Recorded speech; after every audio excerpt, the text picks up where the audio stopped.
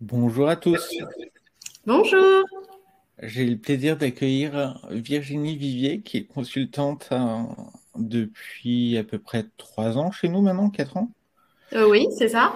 euh, et avec qui on va parler de design thinking aujourd'hui. Je me présente rapidement, je suis Jérémy Dambu, directeur marketing et chef de projet au sein de l'agence, et ça fait 7 ans que je travaille.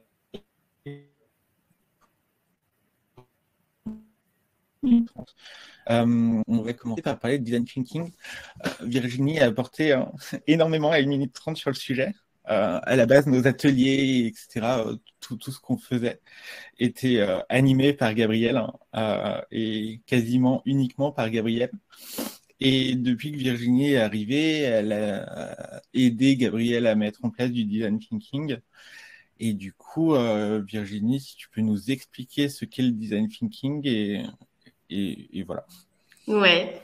Merci Jérémy. Alors oui, effectivement, je suis consultante chez Minute 30 depuis quelques années maintenant, et je suis aussi facilitatrice en design thinking.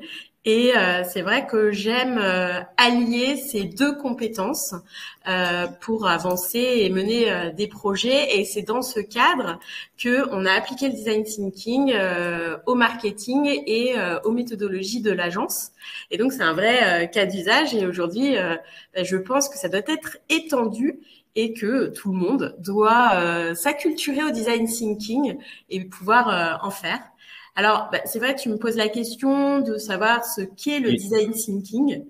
Euh, excuse-moi, avant juste que tu répondes, je voulais demander au chat si vous savez déjà ce que c'est et comment vous le définirez. voilà, j'allais le poser.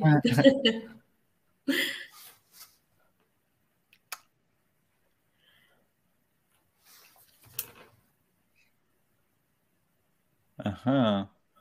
Ah, Hop. personne ne se lance. Vous pouvez répondre dans le chat, n'hésitez pas. Il n'y a pas de bonne ou mauvaise réponse. Vraiment, il n'y a que parce qu'on peut le définir de plein de façons et c'est vrai que parfois c'est un peu un concept nébuleux. Donc c'est intéressant de vous entendre sur ce que vous savez du design thinking. Non? Ah, alors ce matin on n'ose pas. Tu vois, Jérémy, c'est mieux Non. sur Zoom parce que Ah, on peut aller les on est, voir. on est d'accord. Non, non, Alors, effectivement, on est là pour ça, non. Oui, effectivement, on est là pour comprendre ce qu'est le design thinking, mais si comment? quelqu'un avait déjà une...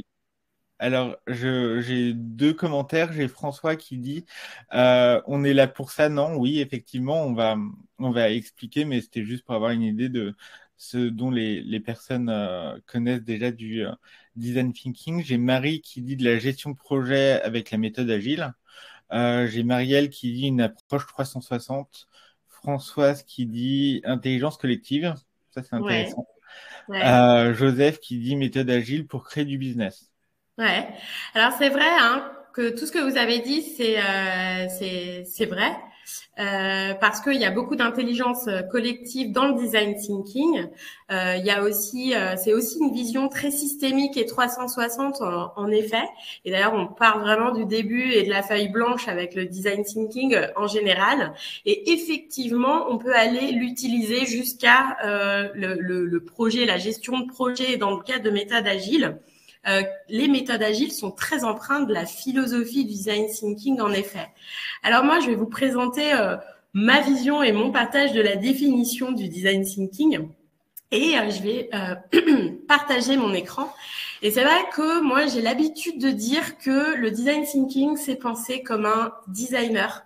Et d'ailleurs, ça vient de la pensée du design. Et finalement, le design thinking, ça existe depuis super longtemps. C'est juste que ça a été un principe qui a été vulgarisé grâce à IDEO, notamment une agence de conseil en strat, qui sont des design thinkers et qui ont utilisé ces méthodologies et qui les ont évangélisées. Et ça a principalement été très connu, notamment lorsqu'ils ont commencé à faire pas mal d'articles Et le boss de SAP les a vus et s'est dit mais c'est exactement ça dont j'ai besoin, et il a fondé la D-School et il a investi là-dessus, et c'est comme ça que ça a pris de l'essor. Et en France, on est un peu en retard par rapport aux anglo-saxons, et notamment par rapport aussi aux pays du nord de l'Europe qui l'utilisent beaucoup. Et maintenant, c'est en train d'arriver un peu plus un peu plus marqué en France. Donc c'est pensé comme un designer. Et c'est avant tout un état d'esprit. Ça veut dire que on est centré utilisateur et on est vraiment focus sur le besoin utilisateur. Et quand on parle de design, c'est pas forcément le terme autant au niveau esthétique du terme, mais bien dans la traduction de concevoir quelque chose qui puisse correspondre à un besoin utilisateur. Et ça, c'est vraiment important je m'arrête un instant là-dessus, parce que le design thinking, vous allez le voir, c'est une méthode, c'est hyper structurant, c'est hyper cadré, mais c'est vraiment d'abord une philosophie, un mindset à acquérir. Et que c'est pour ça que je dis qu'après, ce design thinking est très empreint dans beaucoup de choses, et dans les méthodes agiles. Pour ceux qui sont Scrum Master, qui connaissent bien, ils ont cette philosophie. Et c'est vrai que c'est avant tout une philosophie à acquérir. Et c'est aussi pour ça que moi j'adore cette méthode et le design thinking, c'est que c'est fondé sur 3 piliers. La désirabilité, la faisabilité, la visibilité. Ça veut dire que ça prend d'abord en compte les besoins des utilisateurs, est-ce qu'ils ont de ce qu'ils ont envie d'acquérir ou d'avoir comme produit ou comme service. Donc on étudie bien ça, mais ça ne laisse pas pour autant de côté toute la partie est-ce qu'on peut le faire au niveau technologique, et est-ce que ça correspond au marché et au business. Ça veut dire que c'est vraiment une méthode hyper pragmatique qui prend en compte chacun de ces enjeux, et le jeu, c'est d'arriver à se trouver au milieu et d'arriver à trouver la bonne équation entre ces 3 enjeux. Et d'ailleurs, vous le verrez peut-être tout à l'heure, moi, j'ai l'habitude de dire qu'aujourd'hui, on pourrait même y rajouter un cercle et un rond au niveau de l'impact. C'est-à-dire qu'il faudrait même y rajouter ce principe-là. Et donc, on voit bien que comme on touche plusieurs dimensions, il va falloir avoir cette logique de co-création pluridisciplinaire et de faire émerger et d'intégrer toutes ces parties prenantes pour pouvoir travailler. Et du coup, on prend l'ensemble de ces parties prenantes qui évidemment, vous comprenez qu'entre le business et puis la tech, il y a vraiment une différence. Eh bien, on les fait travailler ensemble. Et on prend en compte aussi cette part d'intuition et cette part d'analyse. Et c'est cet ensemble-là qui fait que on avance. Alors, je sais... Ouais. Laisse-moi couper les slides pour mettre ton schéma un peu plus gros. Je suis en train de l'uploader, désolé, ça prend un tout petit peu de temps. Est-ce que ça marche si je fais ça? Je suis en train de partager un fichier. Est-ce que vous pouvez me dire si vous voyez le fichier quelque part apparaître dans le chat ou autre? Sinon, on pourra le renvoyer si vous le voulez ouais, c'est ça, plus tard, et je propose qu'on puisse avancer. Si vous le souhaitez, on vous le renverra, puisque ça prend vraiment en compte effectivement ces 3 dimensions. Et du coup, on utilise à la fois l'empathie, la créativité, le rationnel. Et c'est bien l'ensemble de tout ça qui fait que on avance dans le design thinking. Alors, un autre principe, et peut-être que vous connaissez déjà, dites-le moi dans le chat, c'est que le design thinking, fondé sur ces 3 piliers que je viens de vous énoncer, est aussi une méthode en double diamant. C'est-à-dire que on a un défi, on a un problème à résoudre dont on ne connaît pas du tout on n'a pas du tout de solution pressentie, on ne connaît pas du tout le sujet, et on va rentrer dans plusieurs phases et on va alterner des phases où on va diverger Et donc ouvrir, brainstormer, rechercher, et ensuite on va refermer et on va converger pour choisir.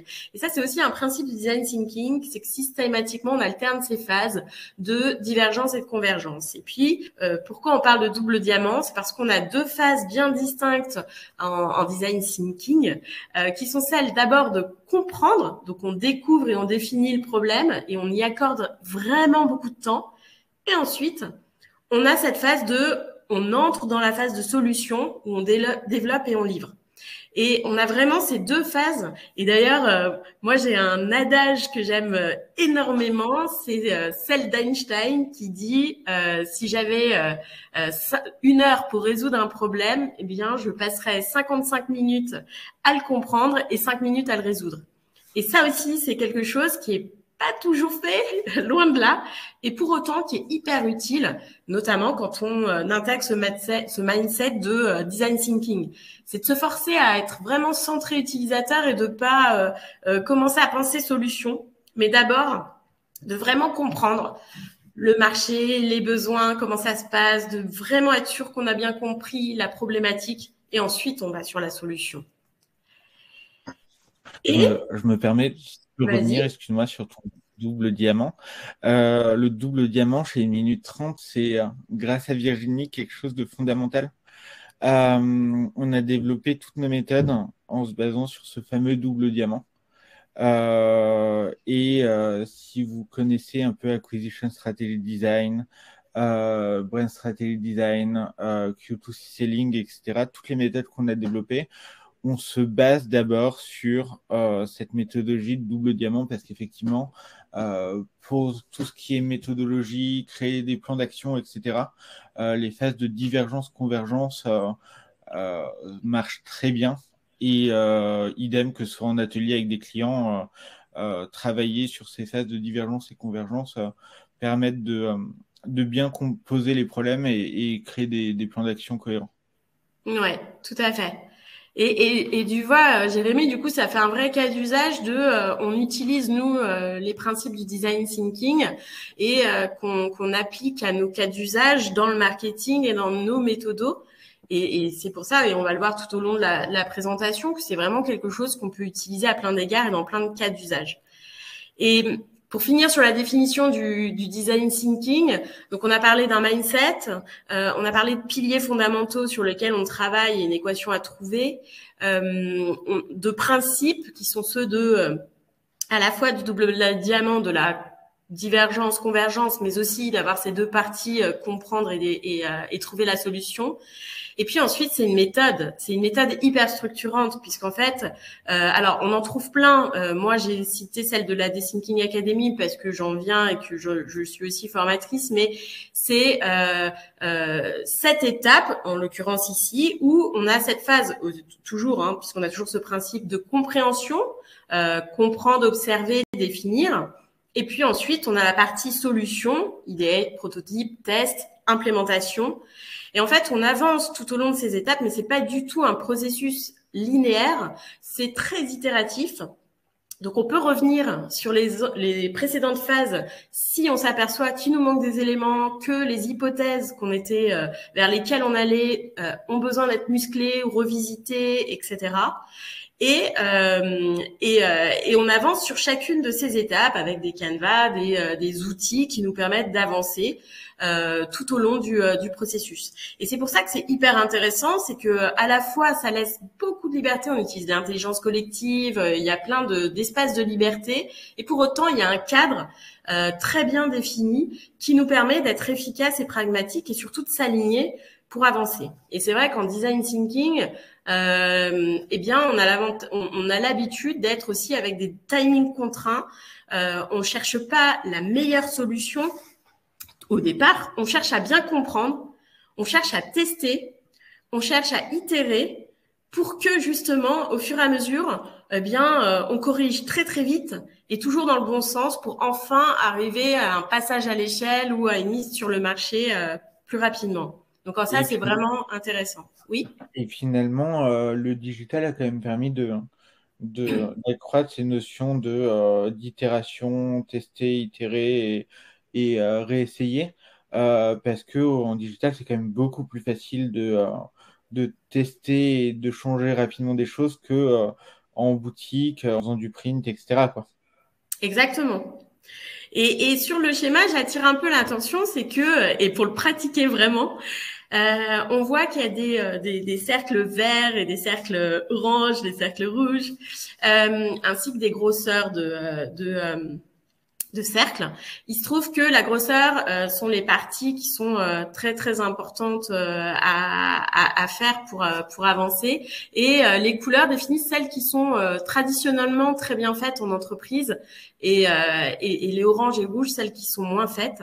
Et c'est vrai que bien souvent la partie observation, alors définition des personas, aller à la rencontre de ces utilisateurs, eh bien c'est rarement fait dans les règles de l'art. C'est-à-dire qu'on considère bien souvent que on connaît nos clients, et pour autant, ça c'est bien d'aller les voir régulièrement, d'aller les interviewer, d'être au plus près d'eux.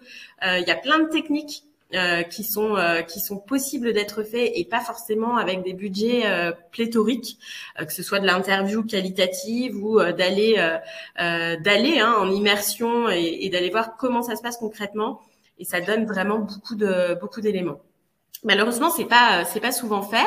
Et puis il y a une autre étape aussi qui est bien souvent moins bien faite, c'est celle du test. Parce que eh bien on a encore du mal à se débarrasser de nos schémas de pensée, et donc on s'attache à son prototype et on se dit qu'il est super bien et qu'il est bien pensé, et non, il faut aller le tester, il faut pas avoir peur de ces retours, de ces feedbacks qui vont nous permettre de vite comprendre ce qui marche ou ce qui marche pas. Et finalement, moi j'aime bien J'ai deux cette questions. ouais, Excuse-moi, Virginie, il y avait deux vas-y. questions dans le chat. Ouais. J'ai Daniel qui dit que ça s'apparente à la méthode Kaizen. Je ne sais pas si tu connais. Alors, je connais pas la méthode Kaizen, donc c'est possible, parce que c'est vrai que du design thinking, il y a énormément de méthodes qui en sont emprunts après peu ou prou, mais qui émanent un peu de ces mêmes philosophies, donc c'est possible. Ensuite, la deuxième question, c'est à quoi correspond le point ideate dans ton schéma d'avant? Alors, le point idéal, c'est toute la partie brainstorming, et le fait de réfléchir à plein de solutions potentielles. Et c'est vrai que cette partie est souvent très bien faite dans c'est sûrement celle qu'on connaît le mieux et qu'on pratique le plus. De brainstormer et de trouver des solutions. Et là encore, il y a plein de techniques de facilitation pour y parvenir selon les cas de figure dans lesquels on est, et selon le livrable auquel on doit arriver.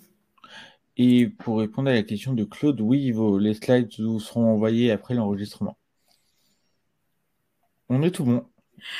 Alors bah voilà, hein, on a des exemples de qui sont très connus, et qui sont des entreprises emprunts du design thinking. J'ai mis en évidence notamment Decathlon, puisque c'est une marque française, ça me tenait à cœur de les mettre en avant, et notamment pour ce masque, hein, il y a eu tout un travail d'innovation avec d'autres parties prenantes pour travailler sur l'évolution de ce masque.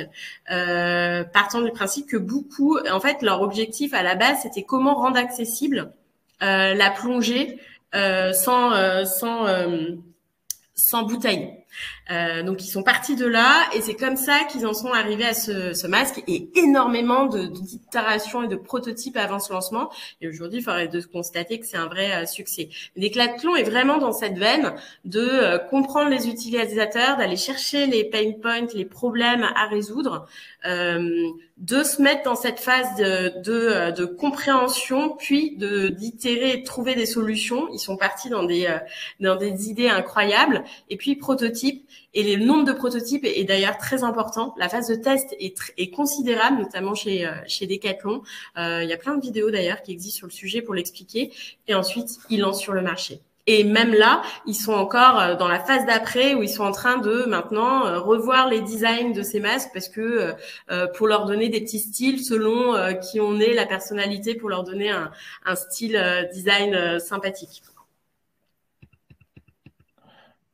Est-ce que dans le chat, vous avez des questions par rapport aux exemples donnés par Virginie ou d'autres exemples de design thinking que vous connaissez, que vous aimeriez partager?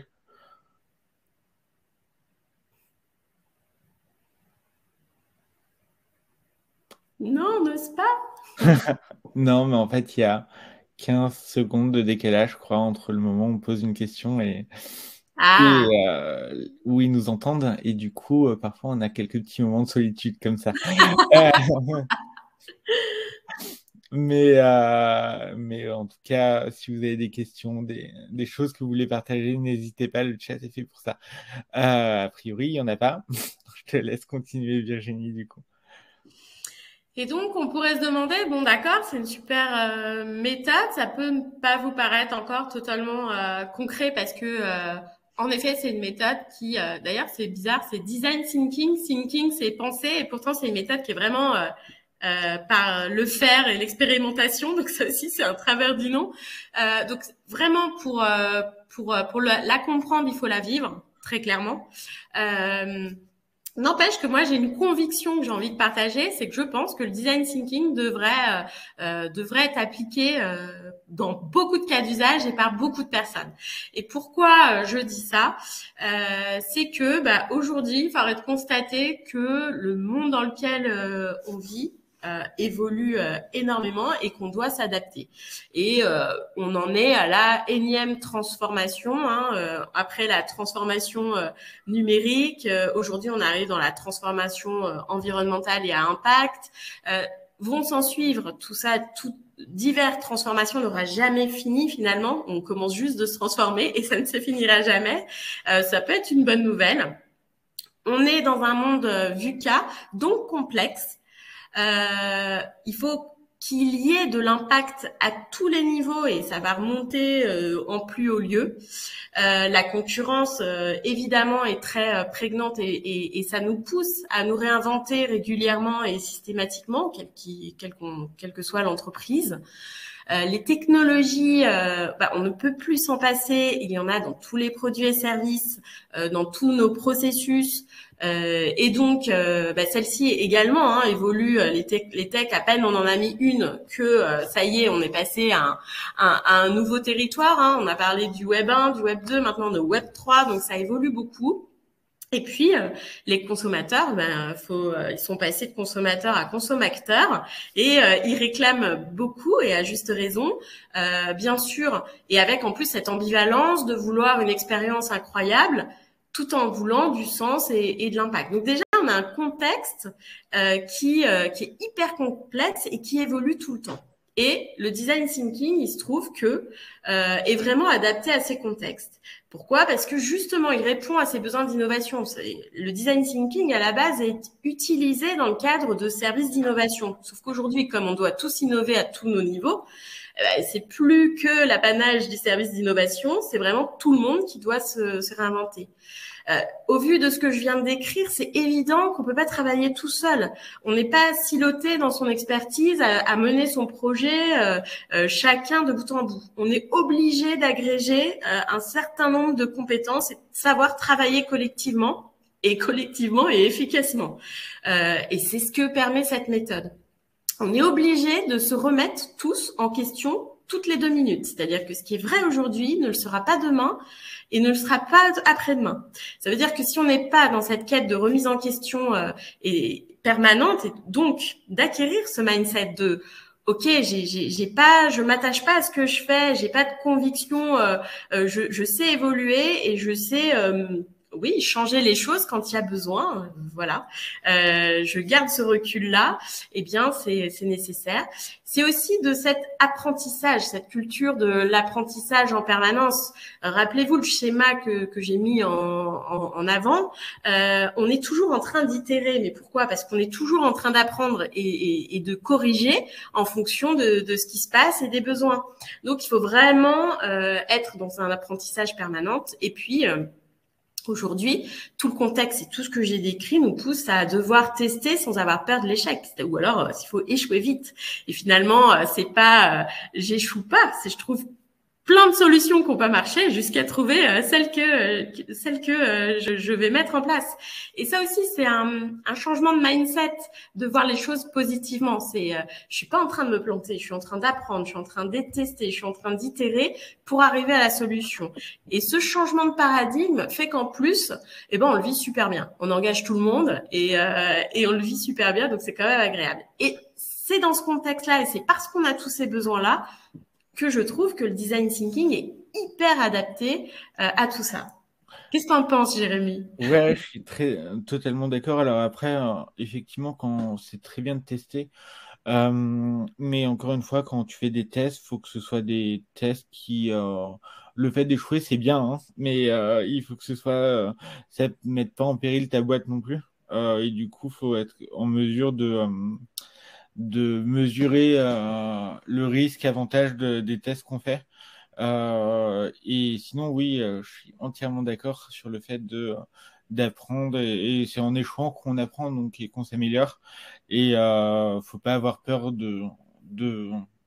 d'échouer, même si depuis qu'on est petit à l'école, on nous dit c'est pas bien d'échouer, etc., etc. En fait, échouer c'est important parce que c'est comme ça qu'on apprend aussi, quoi. Exactement. Et puis évidemment, c'est toujours cadré dans un domaine. Le projet est cadré dans des budgets, dans des ressources. C'est toute cette adéquation-là qu'il faille trouver. Et c'est parce qu'on comprend vite ce qui se passe que justement on n'engage pas des moyens pléthoriques. Et notamment dans notamment dans la technologie qui fonctionnait beaucoup avec des processus en V, on mettait 2 ans à mettre à développer toute une technologie et on était tellement attaché à ce qu'on avait fait qu'on avait tellement engagé de budget que même si ça fonctionnait pas, on y allait. Alors que là, c'est quand même complètement réinversé, c'est-à-dire que on teste vite des petites choses et donc on n'est pas engagé et on voit très vite ce qui prend pas et on avance par itération, ce qui fait que l'engagement est moins risqué justement. Après, on a des exemples, hein, même des grands groupes comme Google, avec les Google Glass par exemple, qui ont passé des années à développer ce truc-là et ça a été un énorme flop.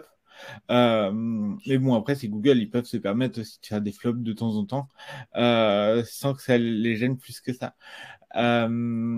J'ai quelques questions dans le chat, celle de Freud. Bonjour Freud.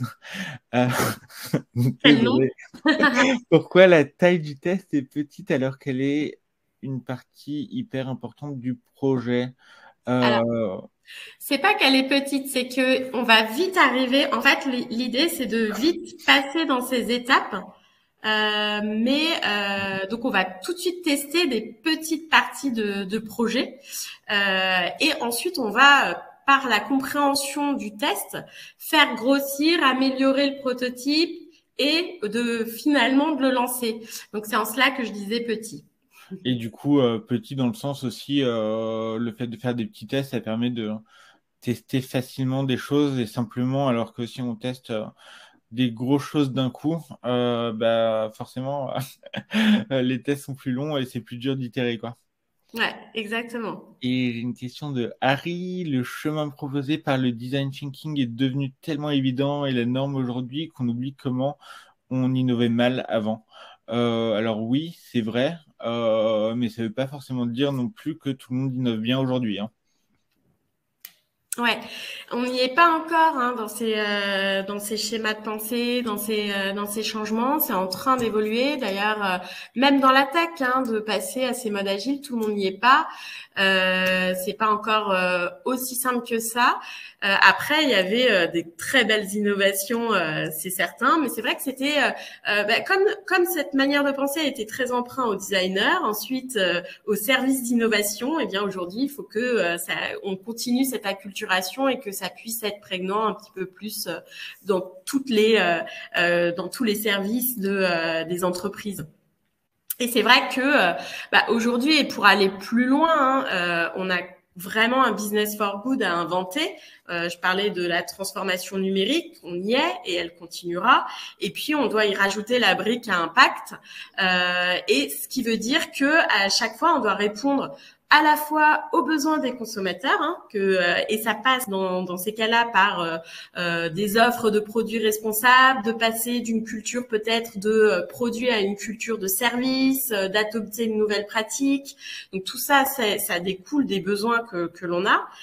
Toutes les chaînes de valeur vont devoir être réinventées en réintégrant un peu notre écosystème dans nos processus et dans nos manières de créer les offres, en adoptant sûrement des principes de l'économie circulaire, et puis aussi il va falloir s'adapter au cadre légal. Et tout ça vient nourrir le fait que ça y est, on continue un mouvement permanent où il va y avoir des changements majeurs qui vont devoir s'opérer à tous les niveaux, quels qu'ils soient, que je sois en train de créer mon site web ou une landing page, et je peux avoir ce raisonnement, je dois transformer mes offres de services ou mes chaînes de production, et il va y avoir tout à réinventer. Et c'est pour... Ouais, excuse-moi, j'ai encore 2 questions. Ouais. Harry qui dit que le seul cas de figure où le design thinking n'est pas applicable est quand la conception doit aboutir du premier coup sur une solution parfaite. Pont, train d'atterrissage, d'avion, satellite, car on peut pas tester ou des tests sont très encadrés en dehors des cas extrêmes. Alors oui, mais par contre, je pense que dans l'aviation, dans la conception, etc., mine de rien, c'est là où on innove le plus parce que l'innovation, c'est un budget et c'est le genre de secteur qui a pas mal de budget et qui peut se permettre d'innover. Et Virginie a travaillé pas mal de temps dans l'automobile. Elle peut nous faire son petit retour d'expérience sur l'innovation dans l'automobile aussi. Ouais, et puis il faut bien distinguer la partie du design thinking qui est justement en amont. C'est je cherche des nouvelles solutions, j'innove, je prototype et ensuite je rentre dans la phase de j'itère pour bien améliorer ma solution jusqu'à ce que effectivement ça soit possible de le mettre sur le marché. Et quand ça passe en mise en marché, évidemment que là, il ne doit pas y avoir de loupé, mais ça a été testé avant. Donc, si plus que jamais dans ce type d'entreprise, ils ont ces fonctionnalités, et c'est vrai qu'arriver à des phases de développement, on passe plutôt à des manières de lean management qui ont cette philosophie toujours, mais qui utilisent d'autres processus. Et c'est vrai qu'après, par contre, on peut avoir des changements de méthodologie, mais qui restent dans ces mêmes philosophies, notamment dans le lean, où on va être plus dans, on a déjà un produit. Et donc là, c'est différent, c'est qu'on va, à partir de ce produit, voir comment on fait pour l'emmener jusqu'à la mise en marché. Le design thinking commence un petit peu en amont. Si on n'a rien, on part d'une feuille blanche et on réfléchit à des problématiques données, des défis, et on creuse le sujet. Donc, on est un petit peu en phase amont, mais quelque part, on va jusqu'au bout du projet. Et les philosophies restent les mêmes parce qu'on reste toujours à comprendre comment les utilisateurs vont réagir, qu'est-ce qu'ils ont vraiment besoin pour qu'on puisse voir qu'est-ce qu'on doit vraiment développer en termes de solutions. Merci beaucoup pour la réponse très complète. On a encore plein de questions, c'est cool, merci de votre participation, c'est vraiment chouette. J'ai François qui dit, est-ce que vous allez parler des formations? Alors François, si tu peux juste un peu préciser ta question, parce que on fait de la formation et on a appliqué le design thinking dans la formation aussi, donc c'est juste pour savoir sous quel angle il faut répondre à ta question. J'ai Marielle qui dit qu'en ayant une approche utilisateur tournée vers les usages, d'analyse de besoins en amont, d'idéation, n'est-on pas déjà dans le design thinking? C'est ce que je pratique au quotidien. Je fais donc du design thinking sans en avoir l'air. Oui, tout à fait. Alors ouais, et c'est vrai que c'est évidemment plein de bon sens. Beaucoup peuvent le pratiquer sans en avoir l'air, et d'ailleurs moi-même c'était le cas. C'est-à-dire que j'en suis venue à me former au design thinking parce que finalement, et moi je venais d'une boîte japonaise, donc très empreinte de ces méthodologies-là, de cette culture-là, en plus bien en amont de nous, donc très précurseur. Et donc, effectivement, j'avais même été facilitatrice dans ce cadre-là et sur des sujets d'expérience client. Donc oui, on peut le faire sans en avoir l'air. En tout cas, moi, en creusant le sujet, ça a quand même appris et donné des briques de structuration de méthode et aussi de comment engager les parties prenantes et de m'assurer de prendre toutes les parties prenantes et de comment travailler avec elles. Et moi, ça m'a porté ce cas de structurant, de me plonger un peu plus dans la technicité du design thinking. En ce sens. Parce que oui, il y a plein de bon sens, mais la boîte à outils qu'elle nous permet aide à être encore plus efficace et pragmatique. Et t'as le droit de dire le nom de ta boîte, hein, on n'est pas à la télé. Ouais. C'était chez Mazda. D'autres questions, pourriez-vous nous donner des exemples dans le service, par exemple? Dans les boîtes de service, Ouais. déjà, ne serait-ce que Google, hein, qui présente plein de services, ils sont très orientés sur ces sujets. Beaucoup de boîtes d'éditeurs de logiciels proposent des services. Et puis aujourd'hui, même dans tout ce qui est loisirs, les groupes Accor sont très empreints. Le groupe Orange est un des précurseurs sur tout ce qui est design thinking. Et eux fonctionnent mais totalement comme ça dans leur organisation et à tous les niveaux, c'est-à-dire aussi bien sur les principes de organisationnels, sur leurs services et donc les directions métiers que sur la tech. Donc vraiment, ils en sont très empreints. N'oublions pas 1 minute 30 aussi, hein. 1 minute 30, mais après, c'était pour donner des noms qui parlent vraiment à tous et des grands noms. Et bien sûr, aujourd'hui, de plus en plus, beaucoup de startups fonctionnent aussi de cette manière-là. Et puis, de plus en plus d'entreprises s'orientent et s'acculturent à ces méthodes pour les développer. Parce que vraiment, il y a ce passage on passe d'une culture d'une culture très tech à une culture de service, et ça, il va falloir y aller. Alors, c'est vrai que je passe un petit temps sur l'impact, parce que pour moi, il y a cette brique à rajouter et de designer l'impact à tous les niveaux. C'est des cas d'usage qui vont pouvoir être réutilisés pour pouvoir utiliser le design thinking à plein d'égards. Et j'ai une autre question de Marion. Faut-il monter ses tests au client et valider ou non avec lui? Oui. Bien sûr, les tests se font auprès des utilisateurs cibles pour pouvoir recueillir les feedbacks, les vrais feedbacks. Et après, c'est de travailler avec des panels, de les choisir évidemment, de parfois créer ces communautés qui suivent de bout en bout la manière de faire. Une qui le fait très très bien, c'est la marque Respire.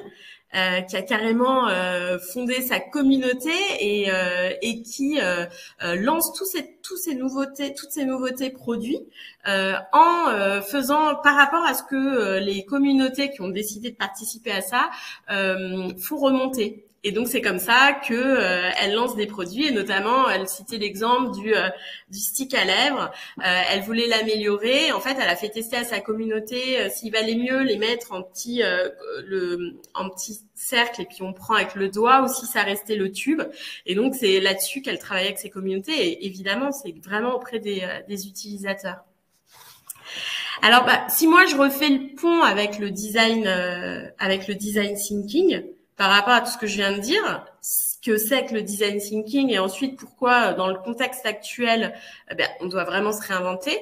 Le design thinking fait que, on est centré utilisateur. Donc, on comprend les utilisateurs. Et utilisateurs au sens large. Ça peut être utilisateur, ça peut être client, ça peut être collaborateur. Donc, vraiment de bien comprendre qui sont les parties prenantes et d'être orienté par eux.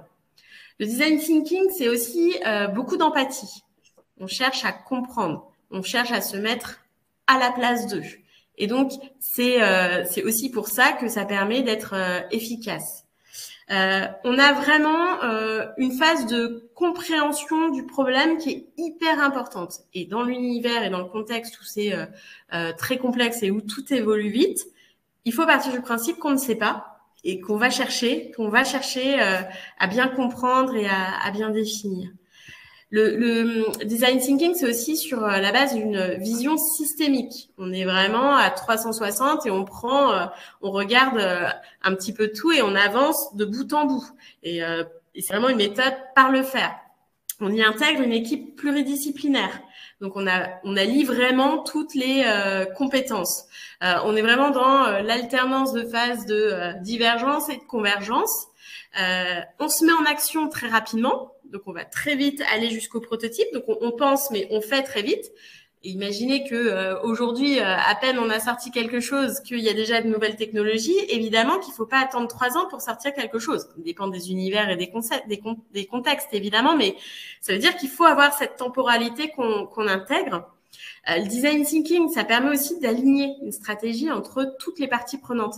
Et c'est en cela que je trouve que c'est top parce que elle permet vraiment d'intégrer les gens et les personnes dès le départ d'un projet et de les emmener jusqu'au bout. Et puis c'est un processus structurant, c'est-à-dire qu'on a vraiment plein d'étapes qui nous aident à avancer et à bosser. Et c'est pour ça que moi, j'avoue que je le pratique tout le temps. Alors pas toujours sur toutes les phases de bout en bout. Mais vraiment, c'est un mindset dont je suis complètement empreinte et qui me facilite la vie par rapport à tout le contexte que j'ai pu énoncer juste avant. J'espère que je vais vous convaincre. Et donc du coup, quand on repasse toutes ces étapes et qu'on les passe bien une à une de l'observation ou à faire ces interviews qualitatives, que on va définir et redéfinir la problématique pour comment pourrions-nous, mais être sûr de définir un angle d'attaque, parce que bien sûr que dans des univers complexes, on va pas pouvoir tout adresser d'un coup. Donc il faut s'entendre sur la bonne définition du problème. Que l'on brainstorm sur plein de solutions en ouvrant vraiment tout le champ des possibles, que l'ensuite on s'entend sur une partie que l'on aimerait tester, que on met en concept et en prototype, que l'on teste et que on repart dans les phases pour pouvoir toujours améliorer jusqu'à ce qu'on décide que ça puisse être implémenté. Eh bien, pour moi, c'est aujourd'hui hyper adapté avec le contexte de réinvention qu'on doit avoir. Et donc justement, nous, on l'a appliqué à l'acquisition strategy design, où on passe exactement toutes ces méthodes, où on en a créé. Donc l'acquisition strategy design, c'est pour pouvoir bâtir une méthode d'acquisition, une stratégie d'acquisition. Et on a travaillé sur tout le processus, qui est celui de comprendre parfaitement ces parties prenantes et les définir ces personas, mais au travers de questions très précises qui nous aident à faire ce cheminement, mais surtout, tous ces canevas, ça nous aide à être alignés, à avoir la même compréhension, les mêmes verbatims lorsqu'on parle de nos clients, et aussi de confronter nos idées pour ensuite converger et se dire, OK, ça y est, on a bien compris, on est tous d'accord sur la vision que l'on a de nos clients et donc de leurs besoins. On les projette dans un parcours d'achat pour pouvoir bien comprendre leur fonctionnement de processus d'achat. On définit leurs actions et ensuite on définit, et nous, qu'est-ce qu'on fait pour eux aujourd'hui pour pouvoir voir là où on est bon, là où on est moins bon, où est-ce qu'on doit améliorer, où est-ce qu'on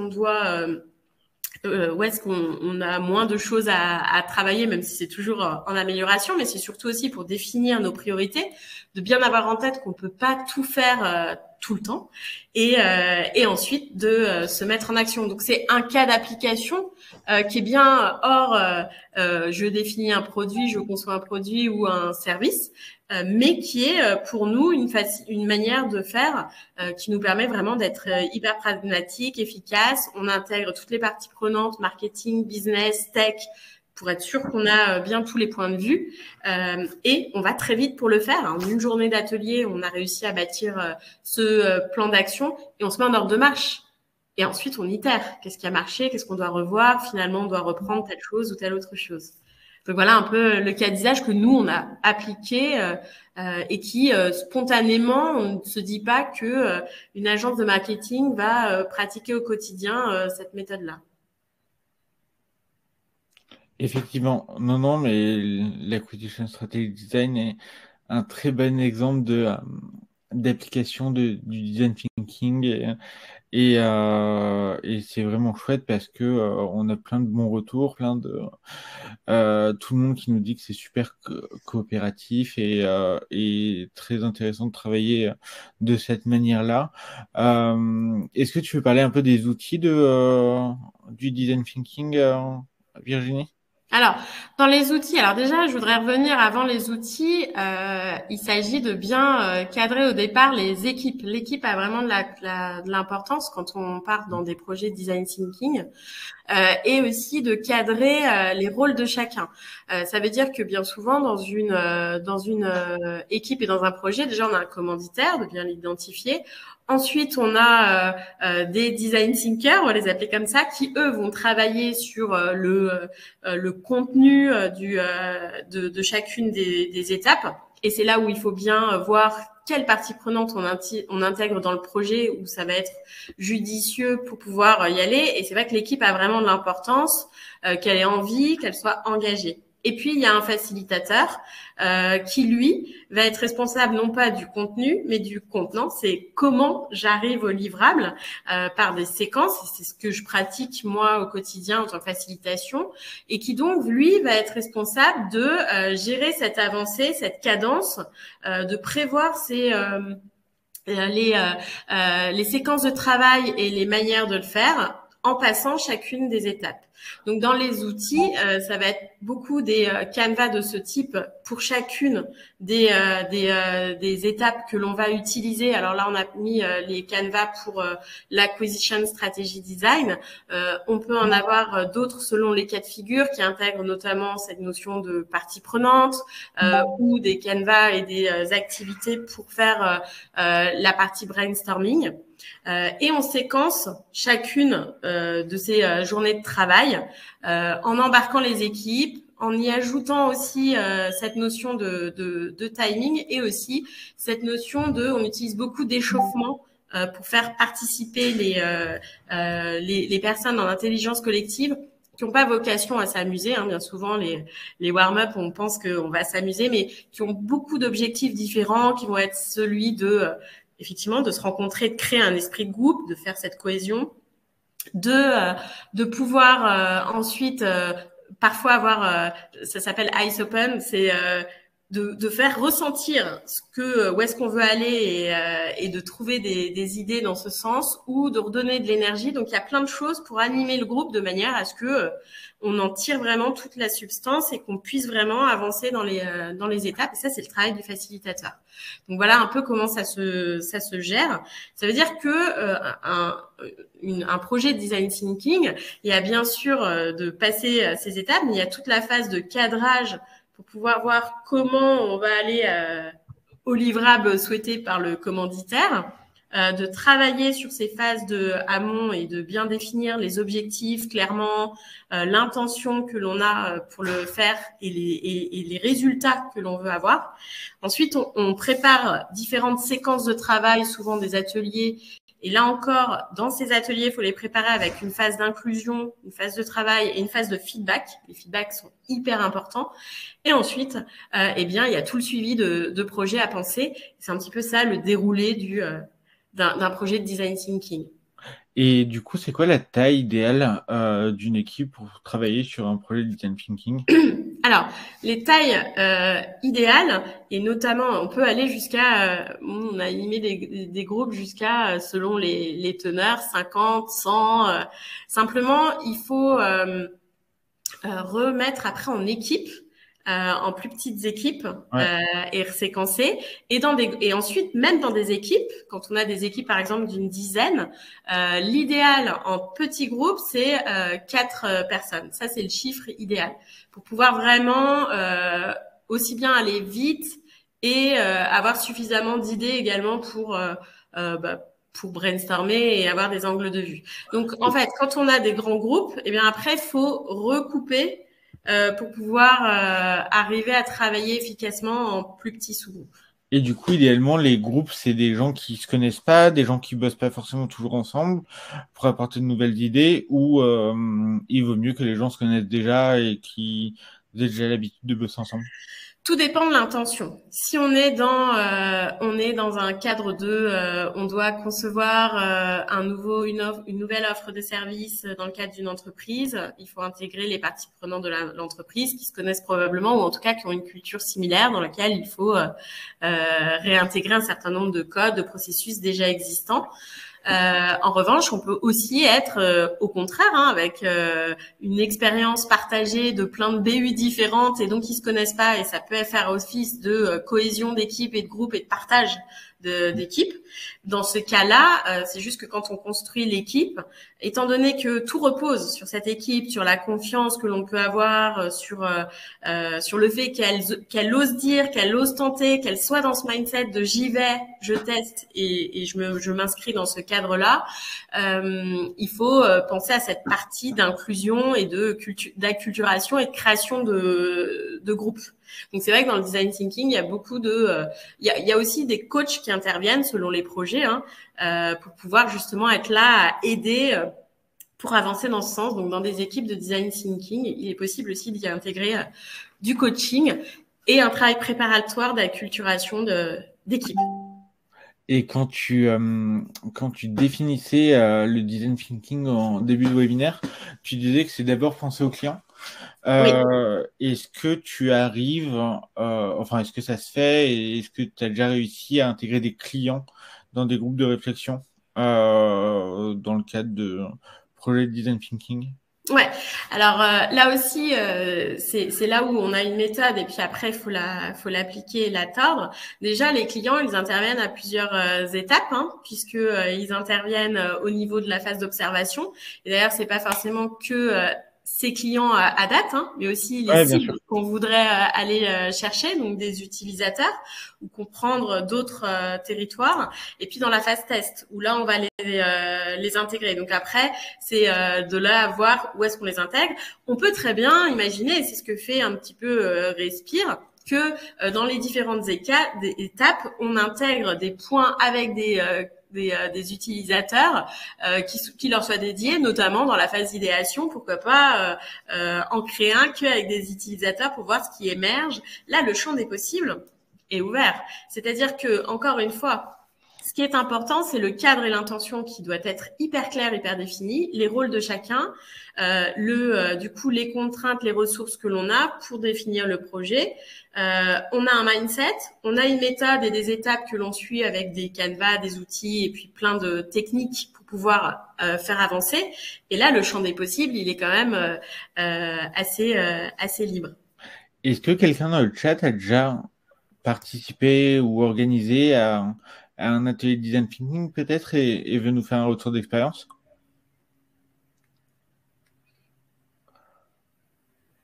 Ok. Oui, beaucoup ont eu envie, mais c'est vraiment un prémisse pour commencer à poser une brique de se dire, ok, il y a des méthodos qui existent, qui sont adaptés à l'innovation et qui sont adaptés à l'intelligence collective, qui font vraiment travail sur ces deux briques. Ça donne un premier aperçu, bien sûr, que l'étape d'après, c'est d'aller creuser, d'aller se former au design thinking, à la méthode, de l'expérimenter, de peut-être aussi aller creuser sur les sujets de la facilitation, de comment animer ces ateliers, parce que c'est aussi des postures que l'on doit intégrer dans le et comprendre dans le design thinking et puis après de tester et de se lancer et je pense que là c'est vraiment juste un premier partage de conviction de pourquoi le design thinking aujourd'hui faut vraiment s'y intéresser de près à mon avis. Alors, j'ai Harry qui dit qu'il a fait quelque chose dans la e-health. Est-ce que tu peux nous en dire plus, Harry, sur ton expérience? Tu peux prendre la parole aussi, hein. Tu as un petit bouton demander à prendre la parole au cas où, si tu veux te joindre à nous et nous partager ton retour d'expérience.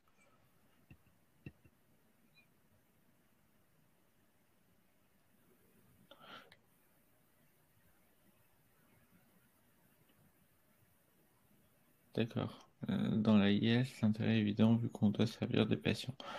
Oui, effectivement. Ça marche. Et du coup, il nous reste à peu près 5 minutes. Tu veux parler un peu des outils aussi de design thinking ou tu veux conclure par autre chose, Virginie? Bah là, les outils, j'en ai parlé. C'est les outils, les Canva, les différentes techniques qu'il Miro, peut y avoir. Ah oui, alors après, il y a les outils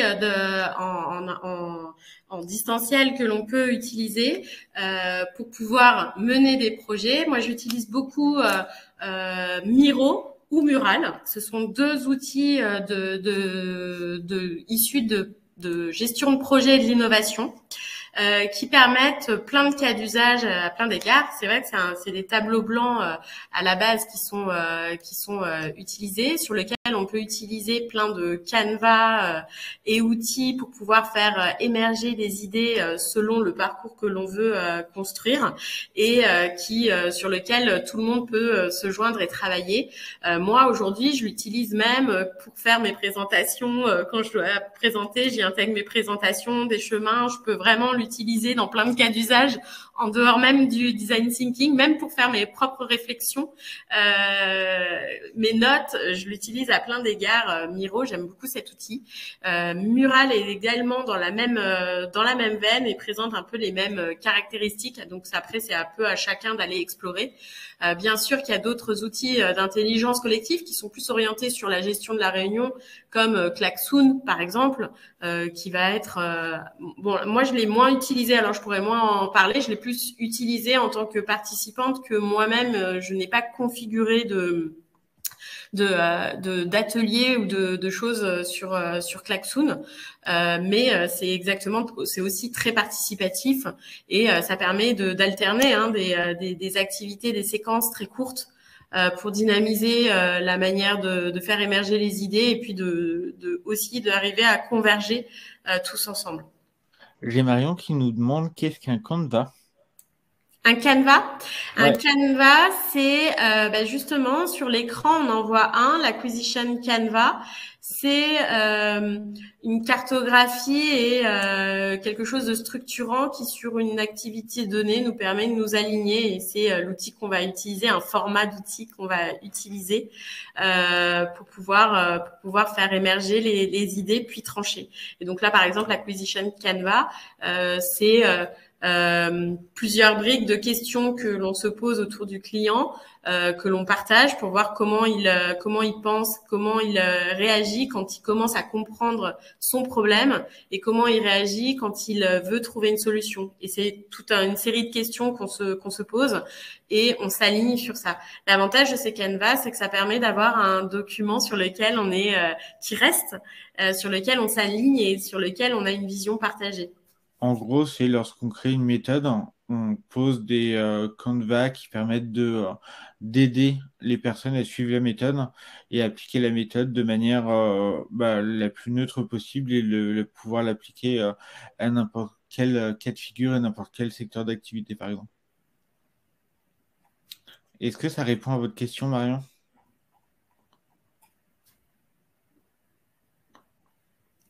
N'hésitez pas en tout cas si vous avez besoin de plus de précision. Merci beaucoup. On arrive au bout de l'heure. Est-ce que quelqu'un d'autre a une question avant qu'on clôture ce sujet?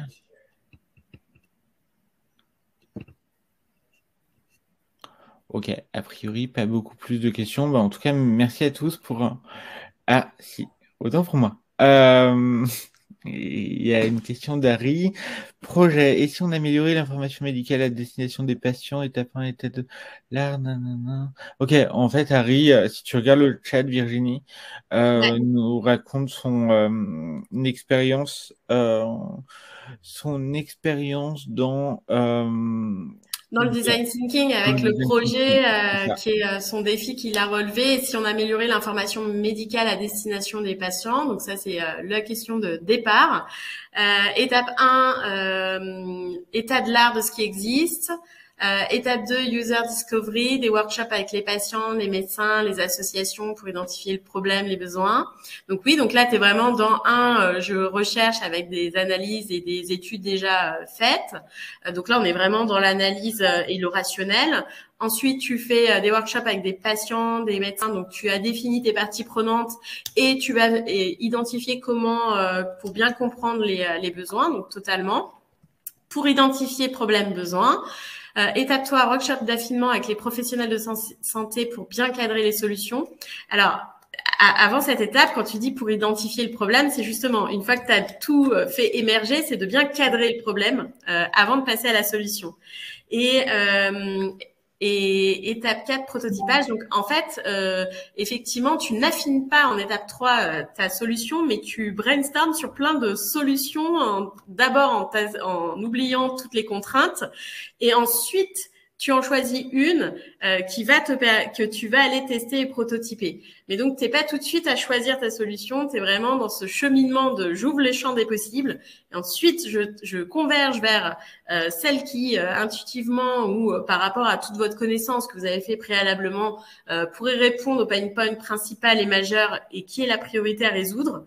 Et ça, c'est pour ça qu'il faut vraiment ce point de « OK, on définit bien le problème parce qu'à un moment donné, il faut l'angler et il faut être sûr du problème à résoudre et du pain point sur lequel vous allez vous concentrer en priorité. On fait émerger des idées, on choisit celles qu'on veut prototyper et ensuite, on itère parce qu'on aura sûrement découvert plein de choses. Mais merci pour cet exemple, Harry, c'est top. On y est. Alors, pour répondre aux différentes questions, oui, super, c'est ce que tu as fait. Il me dit oui, ouais. je suis là. Ouais, top, ça serait... Pour répondre aux différentes questions, alors oui, on fait des formations chez Minute 30 au Design Thinking que Virginie anime. Donc, oui. Si vous souhaitez vous former au Design Thinking, vous pouvez faire un mail à Bertrand Espitalier. Je vous ai mis son chat dans le mail pour toute question par rapport au Design Thinking. Et on a toutes nos formations qui partent du principe de Design Thinking pour construire ses plans marketing, ses processus de vente, sa marque employeur, plein de choses. Et tout ça inspiré du Design Thinking. Donc oui, si vous souhaitez vous former au Design Thinking, on le fait. Et c'est Virginie qui le fait notamment chez nous. Donc n'hésitez pas à contacter Bertrand si cela vous intéresse. C'était la petite instant promo. En tout cas, merci beaucoup à tous pour vos questions. Merci à Virginie pour ton intervention qui était super intéressante. Et on vous donne rendez-vous la semaine prochaine où on va parler de cadeaux clients avec Gifty notamment. Merci beaucoup. Merci beaucoup pour vos participations. Merci. À très bientôt. J'aime pas webinar parce que je vois pas les gens et je peux pas les... Ouais, je comprends, c'est un peu stressant. Merci beaucoup Virginie, merci à tous, à très vite. Au revoir. Au revoir.